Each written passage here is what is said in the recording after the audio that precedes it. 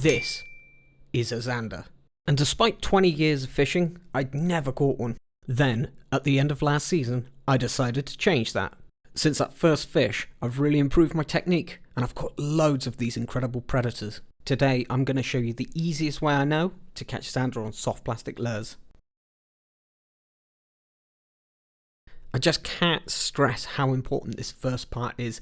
Check to make sure the water you're fishing actually holds Zander. There are some waters in the UK that are completely free of Zander, and then there are some that have absolutely loads. You can find this out by just getting down your local tackle shop, speaking to other anglers about, or just get online and do some searching. Lower stretches of river like the Severn and the Avon can be a great place to start. The water can run slower and deeper, and it's often murkier, which Zander thrive in. Another great place you can try is canals. The Canal and River Trust will typically tell you which canals hold Zander because they are considered an invasive species. My favourite waters to look for are deep, slow rivers. Plenty of cover and the occasional feature. Zander, like most fish, can often be found up against cover, amongst features and weed, and keep an eye out for ledges and drop-offs in the water's edge, as Zander will often hunt along those. Zander are a fish that actively hunt, and it is quite often that you'll find them hanging right out in the depths. And this can be especially true in the winter and early spring when Zander are driven down looking for warmer water and food. But that doesn't mean ignoring the margins, especially when it's warmer out and the Zander's food might be closer in. For Zander, I typically prefer lighter gear. That doesn't necessarily mean going for BFS, so I tend to use a 0.1mm braid with about a 4 kilogram breaking strain. Jig heads of between 3 and 10 grams depending on the water conditions. I'll opt for a thin microfilament wire over fluorocarbon because the waters of fish usually hold pike and the wire will hold up to sharp teeth and rough snags far better. And a medium action rod, good for bite detection, that is suitable for casting that. There are loads of techniques, but there is one that stands out above the rest for me.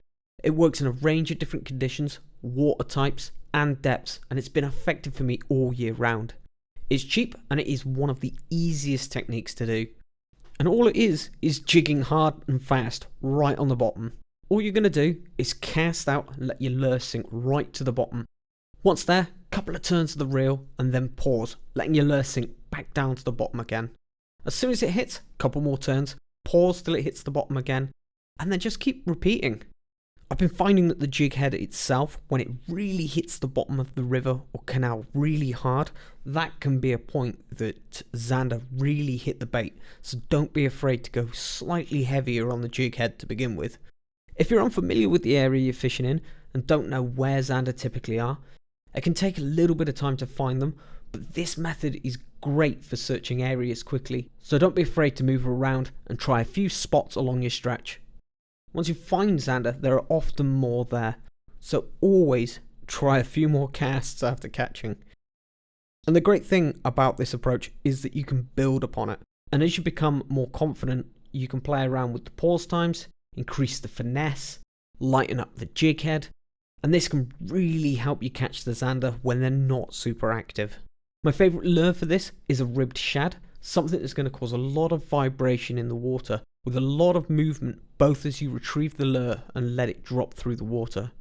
Whilst most people will focus on those 6, 8 and 10 centimetre lures, I do, most year round, like to go for slightly bigger with a 10 to 12 to 14 centimetre ribbed shad. If you can't find these lures under ribbed shad, look for swing impact, vibe worms or vibe shads. If anything in this video helps you out, get down in the comments below, let me know how you've been fishing, let me know what you've caught. Don't forget to check out some of my other videos. I've put links to Zander videos in the description. Like and subscribe, and I'll see you in the next one.